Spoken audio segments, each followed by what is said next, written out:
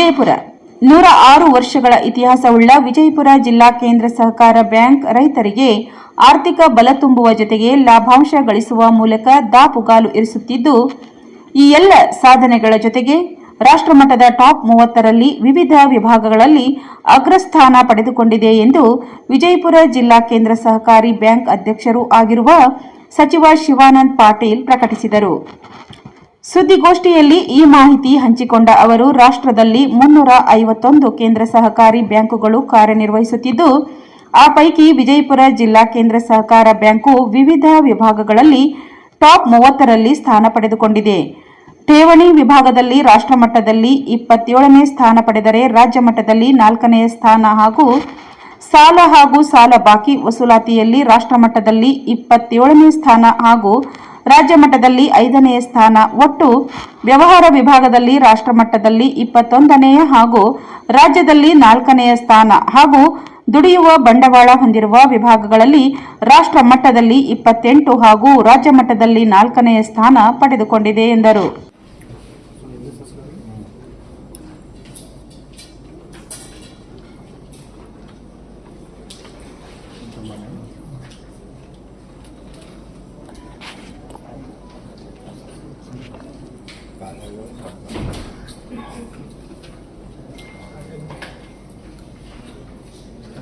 Sir, ಈಗ ಈ ಸಭೆ ನಾಳೆ 1ನೇ ತಾರೀಕಿಗೆ ಮಾಡಬೇಕಾಗಿತ್ತು, ಒಂದು ದಿವಸ ಅಡ್ವಾನ್ಸ್ 30ಕ್ಕೆ ಮಾಡಬೇಕಾಗಿತ್ತು, ಒಂದು ದಿವಸ ಅಡ್ವಾನ್ಸ್ ಮಾಡ್ತಾ ಇದ್ದೀವಿ.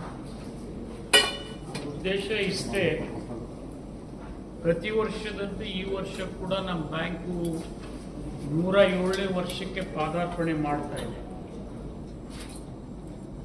ಈ ಬ್ಯಾಂಕಿನ ಸಾಂಪತ್ತಿಕ ಸ್ಥಿತಿಗತಿ ನಿರಂತರವಾಗಿ ಅಭಿವೃದ್ಧಿ ಕಡೆ ಇದೆ. ಯಾವುದರಲ್ಲಿ ಕೂಡ ನಮ್ಮದು ಹಾನಿಯನ್ನು ನಾವು ಕಾಣ್ತಾ ಇಲ್ಲ. ಜೊತೆಗೆ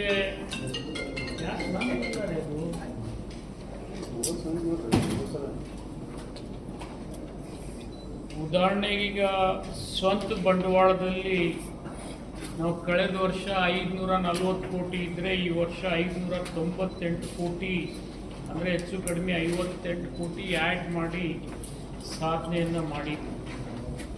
ಠೇವಣಿ ಕೂಡ ಹೋದ ವರ್ಷ 3,495 ಕೋಟಿ ಇದ್ದಿದ್ದು ಈ ವರ್ಷ 3,814 ಕೋಟಿ ಆಗಿ 319 ಕೋಟಿ ಹೆಚ್ಚಿಗೆ ಠೇವಣಿಯನ್ನು ನಾವು ಸಾಧನೆ ಮಾಡಿದ್ವಿ. ಸಾಲ ವಿತರಣೆಯಲ್ಲಿ ಕೂಡ ನಾವು 1,864 ಕೋಟಿ ಕೃಷಿ ಸಾಲ ಕೊಟ್ಟಿದ್ದೀವಿ.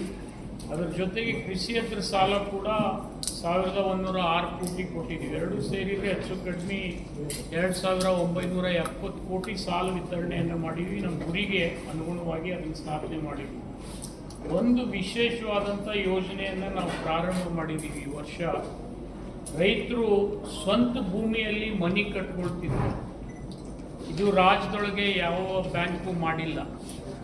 ನಾವು ಮಾಡ್ತಕ್ಕಂಥದ್ದು ಏನಪ್ಪ ಅಂತಂದರೆ, ರೈತರು ತಮ್ಮ ಕೃಷಿ ಭೂಮಿಯಲ್ಲಿ ಜೀವನ ಮಾಡ್ತಕ್ಕಂಥದ್ದು ಇತ್ತೀಚೆಗೆ ವಿಪರೀತವಾಗಿ ಎಚ್ಚೆತ್ತವಾಗಿ ಎಲ್ಲರೂ ಮಾಡ್ತಾ ಇದ್ದಾರೆ. ಅಂದರೆ ಊರನ್ನು, ಪಟ್ಟಣವನ್ನು, ಹಳ್ಳಿಯನ್ನು ಬಿಟ್ಟು ಹೋಗಿ ಅಲ್ಲೇ ತೋಟದಲ್ಲೇ ಮನೆ ಕಟ್ಕೊಂಡು ಅಥವಾ ಹೊಲದಲ್ಲೇ ಮನೆ ಕಟ್ಟಿಕೊಂಡು ಕೃಷಿಯನ್ನು ಮಾಡ್ತಕ್ಕಂಥ ಪರಂಪರೆ ಇಡೀ ರಾಜ್ಯದಲ್ಲಿ ಬೆಳೀತಾ ಇದೆ. ಅದರಲ್ಲಿ ವಿಶೇಷವಾಗಿ ಬಿಜಾಪುರದಲ್ಲಿ ಕೆಲವು ಊರಲ್ಲಿ ಜನನೇ ಇರೋದಿಲ್ಲ, ಈಗೆಲ್ಲ ತೋಟದಲ್ಲೇ ಮನೆ ಕಟ್ಕೊಳ್ತಾ ಇದ್ದಾರೆ. ಅವ್ರಿಗೆ ಸಹಾಯ ಆಗಬೇಕು ಅಂಥೇಳಿ ನಾವು ಏನು ಮಾಡಿದ್ದೀವಪ್ಪ ಅಂತಂದರೆ, ಎಣ್ಣೆ ಇರದೇ ಇದ್ದರೂ ಕೂಡ ಎಣ್ಣೆಗಿನ್ನೇ ಕೃಷಿ ಭೂಮಿಯಲ್ಲಿ ಮನೆ ಕಟ್ಕೊಳ್ಳಿ, ಫಾರ್ಮ್ ಹೌಸ್ ಕಟ್ಕೊಳ್ಳಿಕ್ಕೆ ಎಣ್ಣೆ ಅವಶ್ಯಕತೆ ಇಲ್ಲ ಅದಂಥೇಳಿ ಬರೀ ಕೇವಲ 10% ರೇಟ್ ಆಫ್ ಇಂಟ್ರೆಸ್ಟ್ನಲ್ಲಿ ನಾವು ಮನೆ ಸಾಲ ಕೊಡ್ತಾ ಇದ್ದೀವಿ ಅವರಿಗೆ. ರೈತರ ಭೂಮಿಯಲ್ಲಿ ತೋಟದ ಮನೆ ಕಟ್ಕೊಳ್ಳಿಕ್ಕೆ ಅದರ ಮಿತಿ ಮೊದಲು 15 ಇಟ್ಟಿದ್ವಿ, ಅದನ್ನು 5 ಹೆಚ್ಚಿಗೆ ಮಾಡಿ 20 ಲಕ್ಷ ರೂಪಾಯಿದವರೆಗೆ ಅವರಿಗೆ ಕೊಡ್ತಾ ಇದ್ದೀವಿ. ಇದರಿಂದ ಎಲ್ಲ ಹಳ್ಳಿಗಳಲ್ಲಿ ಜನ ಪಟ್ಟಣದಲ್ಲಿ ಇರುವುದಾಗಲಿ ಶಹರದಲ್ಲಿ ಇರುವುದಾಗಲಿ ಬಿಟ್ಟು ಹಳ್ಳಿಗಳಲ್ಲಿ ಉಳಿಬೇಕು ಅಂತಕ್ಕಂಥ ಒಂದು ಇಚ್ಛಾಶಕ್ತಿಯನ್ನು ವಿಶೇಷವಾಗಿ ಬಿಜಾಪುರ ಜಿಲ್ಲೆಯಿಂದ ಈ ಅಭಿಯಾನವನ್ನು ಪ್ರಾರಂಭ ಮಾಡೋಣ ಅಂತೇಳಿ ನಾವು ಮಾಡಿದ್ವಿ. ಈಗಾಗಲೇ ಎಷ್ಟು ಜನರಿಗೆ ಕೊಟ್ವಿ? 51 51 ಜನರಿಗೆ ನಾವು ಕೊಟ್ಬಿಟ್ಟಿದ್ದೀವಿ. ಈಗ ಹೊಸ ಲಾಂಚ್ ಆಗಿರೋದ್ರಿಂದ ಇನ್ಮೇಲೆ ವಿಶೇಷವಾದಂಥ ಆದ್ಯತೆಯನ್ನು ಈ ವಲಯಕ್ಕೆ ಕೊಡೋದ್ರಿಂದ ಈಗ ನೀರಾವರಿ ಬೇರೆ ಬರ್ತಾ ಇದೆ, ಕೆರೆಗಳನ್ನು ತುಂಬತಕ್ಕಂಥ ಯೋಜನೆ ಬರ್ತಾ ಇದ್ದಾರೆ. ಈ ಹಿನ್ನೆಲೆಯಲ್ಲಿ ಅವ್ರು ಅಲ್ಲೇ ವಾಸಸ್ಥಾನ ಮಾಡಿಕೊಂಡ್ರೆ ಅವ್ರ ಕೃಷಿ ಅಭಿಯಾನಕ್ಕೆ, ಕೃಷಿ ಚಟುವಟಿಕೆಗೆ ಇನ್ನೂ ಹೆಚ್ಚಿನ ಪ್ರೋತ್ಸಾಹ ಸಿಗ್ತದೆ ಅಂಥೇಳಿ ಈ ಪ್ರಯತ್ನವನ್ನು ನಾವು ಮಾಡ್ತಾ ಇದ್ದೀವಿ. ಅಲ್ಲಿಂದ ಹೂಡಿಕೆಗಳಲ್ಲಿ ಕೂಡ ನಾವು 1233 ಕೋಟಿ ಈ ಸರ್ತಿ ನಾವು ಹೂಡಿಕೆಯನ್ನು ಮಾಡಿದ್ದೀವಿ. ಲಾಭದಾಯಕವಾಗಿ ಅದು ಗುಂತಾಯಿಸ್ತೀವಿ. ಜೊತೆಗೆ ಲಾಭದಲ್ಲಿ ಒಂದು ಸಾಧನೆಯನ್ನು ನಾವು ಮಾಡಿದ್ದೀವಿ. ಇತಿಹಾಸದಲ್ಲಿ ಅಂದರೆ 106 ವರ್ಷದ ಇತಿಹಾಸದಲ್ಲಿ ಅತಿ ಹೆಚ್ಚಿನ ಲಾಭ ಮಾಡಿರ್ತಕ್ಕಂಥ ವರ್ಷ ಅಂದರೆ ಇದೆ.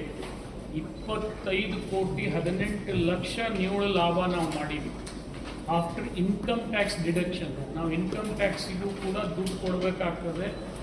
ಈ ದೇಶಕ್ಕೆ ಆದಾಯ ಕೊಡ್ತಕ್ಕಂಥ ಪರಂಪರೆಯನ್ನು ನಾವು ಉಳಿಸ್ಕೊಂಡು ಬರ್ತಾ ಇದ್ದೀವಿ. ನಮ್ಮ ಬ್ಯಾಂಕಿನಿಂದ 8 ಕೋಟಿ 53 ಲಕ್ಷ ಇನ್ಕಮ್ ಟ್ಯಾಕ್ಸ್ ಕೊಟ್ಟ ಮೇಲೂ ಕೂಡ ನಮಗೆ 25 ಕೋಟಿ 18 ಲಕ್ಷ ಲಾಭ ಆಗಿದೆ. ಇದೊಂದು ವಿಶೇಷವಾದಂಥ ದಾಖಲೆ ಅಂತೇಳಿ ನಾನು ಹೇಳಲಿಕ್ಕೆ ಇಚ್ಛೆ ಪಡ್ತಾ ಇದ್ದೀನಿ. ಜೊತೆಗೆ NPA ಪ್ರಮಾಣ ನಮ್ದೀಗ ಬರೀ 179 ಕೋಟಿ ಇದೆ. ನಾವು ಇಷ್ಟೊಂದು 3200 ಕೋಟಿ ಸಾಲ ಕೊಟ್ಟರೂ ಕೂಡ ನಮ್ಮ NPA ಪ್ರಮಾಣ ಕೇವಲ 179 ಕೋಟಿ ಇದೆ.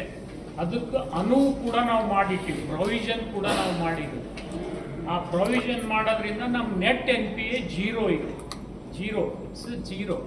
ಬಟ್ ಮುಂದೆ ನಾವು ಇದು 179 ಕೋಟಿ ಕೂಡ ವಸೂಲಿ ಮಾಡ್ತಕ್ಕಂಥ ಕ್ರಮ ಇಡ್ತೀವಿ. ಅವಾಗಂತೂ ಪೂರ್ತಿ one of the best bank ಆಗುತ್ತೆ ದೇಶದಲ್ಲಿ ಅಂತೇಳಿ ನಾನು ಹೇಳಲಿಕ್ಕೆ ಇಚ್ಛೆ ಪಡ್ತೀನಿ.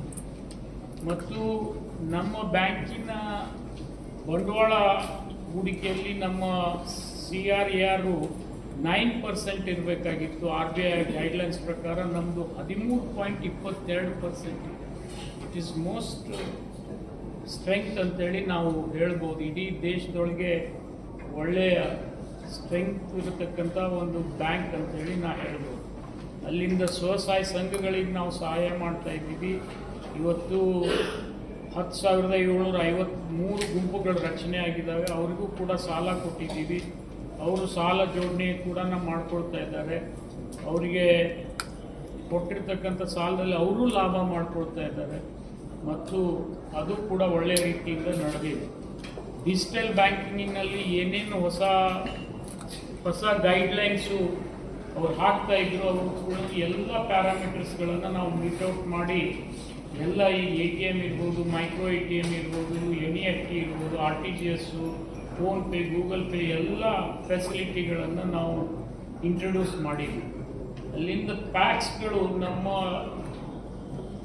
ನಮ್ಮ ಬ್ಯಾಂಕಿನ ಸ್ಟ್ರೆಂತ್ ಅಂತ ಹೇಳಬೇಕು. ನಮ್ಮ ಬ್ಯಾಂಕಿಂಗ್ ಪ್ಯಾಕ್ಸ್ಗಳು ಕೂಡ ನಮ್ಮ ಜೊತೆಗೆ ಸರಿಸಮಾನವಾಗಿ ಸಾಕ್ತಾ ಇದ್ದಾವೆ. ಅವರು ಈಗಾಗಲೇ ಅವ್ರ ದುಡಿಯು ಬಂಡವಾಳ ಕೂಡ ಹೋದ ಸರ್ತಿಗಿಂತ ಈ ವರ್ಷ 3,321 ಕೋಟಿಯಷ್ಟಾಗಿದೆ. ನಮ್ಮ ಸಾಲ ಏನು ನಾವು ಕೊಟ್ಟಿದ್ದೀವಿ ಅಷ್ಟು ದುಡಿಯು ಬಂಡವಾಳ ಅವರಲ್ಲಿ ಇದೆ, ನಮ್ಮದು ಬಿಟ್ಟು. ಇದು ಭಾಳ ಒಳ್ಳೆಯದು ಅಂತೇಳಿ ನಾನು ಹೇಳಬೇಕಾಗ್ತದೆ. ಅಲ್ಲಿಂದ ಅನೇಕ ಪ್ಯಾಕ್ಸ್, ಈಗ 272 ಪ್ಯಾಕ್ಸ್ನಲ್ಲಿ ಭಾಳಷ್ಟು ಪ್ಯಾಕ್ಸ್ಗಳು A, B, C ಕ್ಲಾಸ್ ಮಾಡಿದ್ದೀವಿ. ಅನೇಕ ಪ್ಯಾಕ್ಸ್ಗಳು ಕೂಡ A ಕ್ಲಾಸ್ನಲ್ಲಿ ಬರ್ತಾ ಇದ್ದಾವೆ. ಇನ್ನೊಂದು 50 ಪ್ಯಾಕ್ಸ್ಗಳನ್ನು ನಾವು ಇಂಪ್ರೂವ್ ಮಾಡಿದರೆ ಪುನಃ 272 ಪ್ಯಾಕ್ಸ್ಗಳು ಸಂಪೂರ್ಣ ಇಂಪ್ರೂವ್ ಆದಂಗೆ ಆಗ್ತದೆ. ಮತ್ತು ಎಲ್ಲ ಪ್ಯಾಕ್ಸ್ಗಳು ಸ್ವಂತ ಕಟ್ಟಡದಲ್ಲಿ ಜೀವನವನ್ನು ಸಾಗಿಸ್ತಾ ಇದ್ದಾವೆ. ಹೆಚ್ಚು ಕಡಿಮೆ ಇನ್ನೊಂದು 40 ಆದರೆ ಎಲ್ಲ ಪ್ಯಾಕ್ಸ್ಗಳ ಕಟ್ಟಡ ಸ್ವಂತ ಕಟ್ಟಡ ಆಗ್ತದೆ. ಮತ್ತು ಅದರಲ್ಲಿ 20 ಪ್ಯಾಕ್ಸ್ಗಳಿಗೆ ಜಾಗ ಕೂಡ ಇದೆ. ಅದು ಇಷ್ಟೆಲ್ಲ ಅಂದರೆ ಈಗಾಗಲೇ ಕಟ್ಕೊಂಡು ಉಳಿದಿರ್ತಕ್ಕಂಥವ್ರು ಕೂಡ ಇಷ್ಟು ಮಾಡಿದರೆ ಒಳ್ಳೆಯದಾಗ್ತದೆ. ಜೊತೆಗೆ ನಮ್ಮದು ಒಂದು ದೊಡ್ಡ ಸಾಧನೆ ಏನಪ್ಪ ಅಂತಂದರೆ, ನಿವ್ವಳ ಲಾಭದಲ್ಲಿ ಈಗ ನಾವು ಬಂದ ಮೇಲೆ ನಂದು ಇನ್ನೊಂದು ಪೇಜ್ ಕೊಟ್ಟಿದ್ದೀನಿ. ನಾನು ಬಂದ ಮೇಲೆ ಎಷ್ಟು ಲಾಭ ಆಗಿದೆ ಅನ್ನೋದು ಮತ್ತು ನಮ್ಮ ಹಿಂದಿನ 90